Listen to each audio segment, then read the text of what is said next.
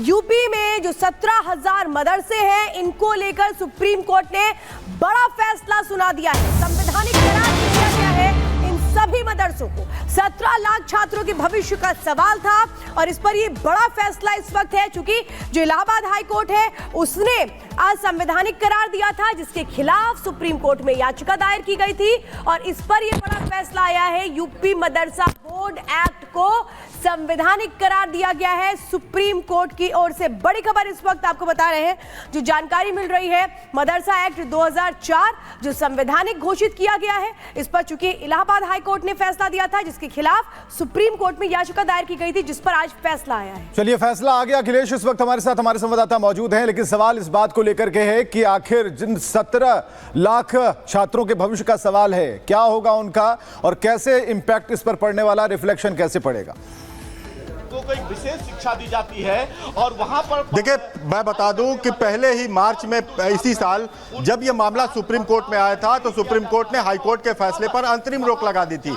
यानी वो मदरसे जो 13,500 के करीब मदरसे हैं, जिनमें 17 लाख स्टूडेंट पढ़ते हैं, वो चल रहे थे। अब एज इट इज चलता रहेगा, क्योंकि साफ कर दिया सुप्रीम कोर्ट ने कि जो 2004 का मुलायम सिंह यादव के समय का जो मदरसा एजुकेशन बोर्ड एक्ट आया था, वो संवैधानिक है। लेकिन एक बात बहुत अहम कही है सुप्रीम कोर्ट ने कि क्वालिटी एजुकेशन के लिए अगर राज्य सरकार चाहे तो मदरसों को रेगुलेट कर सकती है, यानी कि उसका पाठ्यक्रम अगर चाहे तो राज्य सरकार उसको बदल सकती है, बना सकती है, उसको इंप्रूव कर सकती है। तो ये चीज एक अहम चीज उसने सुप्रीम कोर्ट ने जोड़ी है। लेकिन साफ तौर पे कहा है कि जो भी मदरसा अभी चल रहे हैं वो चलते रहेंगे।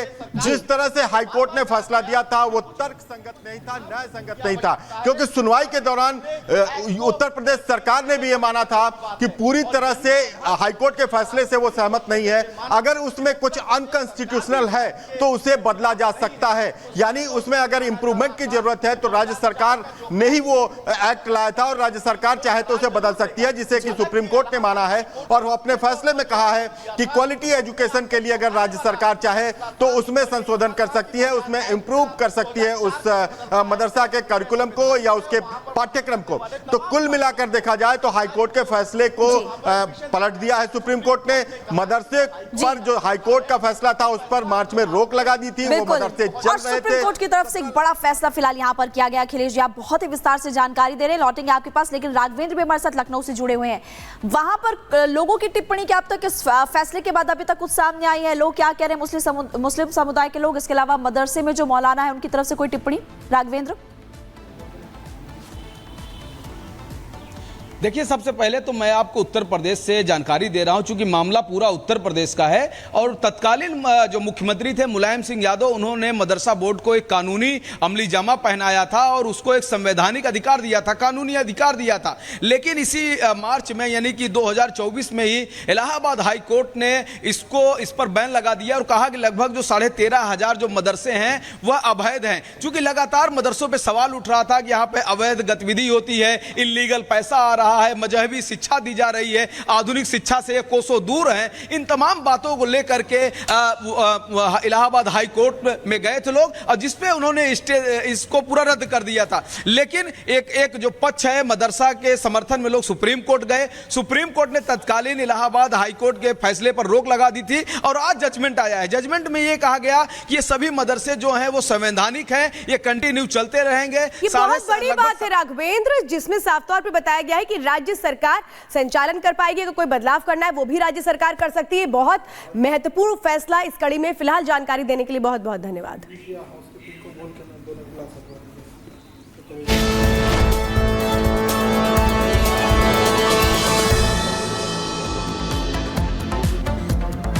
और चलिए अब बात करते हैं व्हाइट हाउस की रेस में कौन आगे निकलेगा।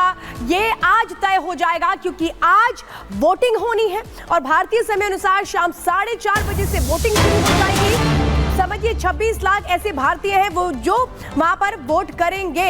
और अब देखना यह है कि आखिर किसके पक्ष में ये पूरा जो मतदान है वो जाता है, ट्रंप या कमला हैरिस। दोनों ने ही एक दूसरे को बहुत जबरदस्त फाइट दी। इन चुनावों में अलग अलग मुद्दे रखे गए, तो बहुत सारे ऐसे मुद्दे थे जिसमें सीधे सीधे अमेरिकन के हित की बात होती थी, तो कैसे बाकी देशों से संबंधों की बात को लेकर भी ट्रंप हमेशा अपनी चुनावी रैलियों में संबोधन के दौरान इन बातों को रखते रहे। लेकिन अब देखना यह है कि आज चूंकि महत्वपूर्ण दिन है, वोटिंग है आज शाम 4:30 बजे से, जिसमें तय हो जाएगा कि आखिर अगला राष्ट्रपति कौन होगा अमेरिका का। तो ये सब कुछ तय होगा 4:30 बजे से। शाम 4:30 बजे पर पूरी दुनिया की निगाहें हैं क्योंकि वोटिंग होगी। लेकिन दांव की बात है, मतदान का काउंटडाउन शुरू है, लेकिन अमेरिका का चुनाव किस पर दांव, ये सवाल है। अमेरिकी राष्ट्रपति चुनाव के लिए वोटिंग आज होने वाली है। 47वें राष्ट्रपति को चुनने के लिए मतदान होना है। समय है 4:30 बजे का। 8 करोड़ से ज्यादा मतदाता पहले ही कर चुके हैं वोटिंग, और पोस्टल वोटिंग के जरिए ये लोग अपना मतदान दे चुके हैं। करीब 60% मतदाता आज वोटिंग में हिस्सा लेने वाले हैं, और पूरी दुनिया इसे करीब से देखने की कोशिश कर रही है, इसके इंपैक्ट को समझने की कोशिश कर रही है कि अमेरिका का जो चुनाव है और जिस पर आम जनता का रुझान है वो रिजल्ट बनकर कैसे सामने आने वाला है। तो ये मतदान का काउंटडाउन शुरू है और लगातार हम आपको बता रहे हैं कि 4:30 बजे से जो वोटिंग होगी उसमें कई फैक्टर्स होने वाले हैं, उसमें इंपैक्ट की बात है। तो अमेरिका में वोटिंग से पहले डोनाल्ड ट्रंप ने एक दावा कर दिया है। डोनाल्ड ट्रंप ने चुनाव में अपनी जीत का दावा किया है। डोनाल्ड ट्रंप ने लाखों वोटों की लीड का दावा किया है। मिशिगन में ट्रंप ने चुनाव को लेकर रैली की जिसमें ये बातें कही। राष्ट्रपति चुनाव को लेकर ट्रंप ने ये आखिरी रैली की है। तो अमेरिका का अगला प्रेसिडेंट कौन होगा, आज अमेरिका की जनता ये तय कर देगी कि आखिर कौन होगा उनका नेता। तो महाशक्ति अमेरिका के नए राष्ट्रपति चुनाव को लेकर ये जो कवायद है उसका आज अंतिम दिन है, और जैसा कि हम बता रहे हैं कि 4:30 बजे का वक्त होगा, वोटिंग होगी, और वोटिंग के बाद यह निष्कर्ष आएगा कि जनता किसके साथ है। कई फैक्टर्स, हम बराबर कह रहे हैं, कई फैक्टर्स हैं जिनको ध्यान में रखकर वोटिंग हुई है। अमेरिका की जनता अपने मुद्दों को लेकर वोटिंग कर रही है, लेकिन भारत पर क्या इंपैक्ट होगा, किस तरीके से प्रभाव होगा, और पूरी दुनिया पर इसका क्या प्रभाव होगा, इन सभी बातों का जिक्र हम आपको करते रहेंगे। कमला या ट्रंप, राष्ट्रपति कौन, यही सवाल जानने की कोशिश करेंगे। तो डोनाल्ड ट्रंप की तरफ से एक बड़ा दावा किया गया, वो जानकारी हम आपको दे रहे हैं, लेकिन अमेरिका का नया बॉस कौन होगा ये जल्दी पता चल जाएगा, क्योंकि एक तरफ है डोनाल्ड ट्रंप और दूसरी तरफ कमला हैरिस, और जीत का दाना दोनों करते हुए इस वक्त नजर आ रहे हैं। और इसके अलावा ये भी पता चलेगा कि मिडिल ईस्ट में जंग कौन रुकवा सकता है, क्योंकि एक तरफ डोनाल्ड ट्रंप ये कह रहे हैं कि रूस और यूक्रेन के बीच जो जंग है ये जंग वही रुकवा सकते हैं। इस पर आप उस रिपोर्ट को देखिए।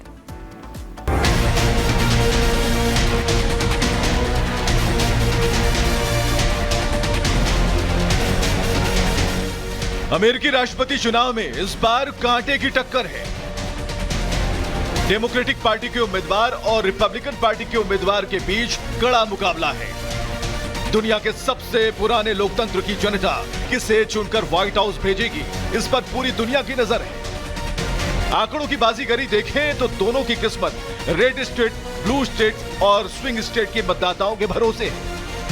लेकिन वहां समीकरण ऐसे हैं, ये अंदाजा लगा पाना मुश्किल हो रहा है कि किसके सिर पर जीत का सेहरा बंधेगा।